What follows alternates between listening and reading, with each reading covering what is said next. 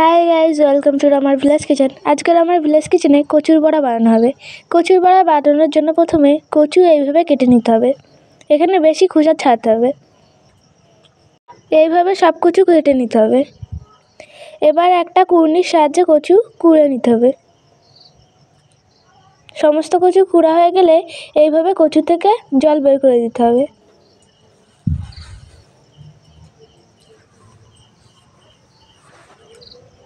সমস্ত কচুর জল বের করা হয়ে গেলে এবার তাতে এক এক করে ধনেপাতা কুচি, পেঁয়াজ কুচি, আদা ও রসুন কুচি ও কাঁচা লঙ্কা কুচি দিয়ে ভালোভাবে মাখিয়ে নিতে হবে। ভালোভাবে মাখিয়ে নেওয়ার পর এবার তাতে শুকনো লঙ্কা বাটা ও স্বাদ মতো লবণ, হলুদ, 3-4 চামচ কর্নফ্লাওয়ার ও গোলমরিচের গুঁড়ো দিয়ে ভালোভাবে মাখিয়ে নিতে হবে।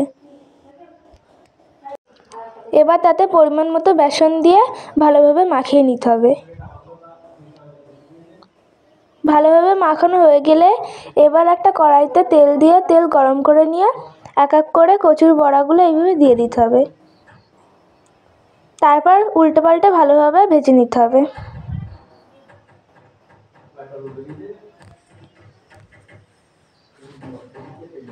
কচুর বড়া ভালোভাবে ভাজা হয়ে গেলে একটা পাত্রে তুলে নিতে হবে। এইভাবে সমস্ত কচুর বড়া বানিয়ে নিতে হবে।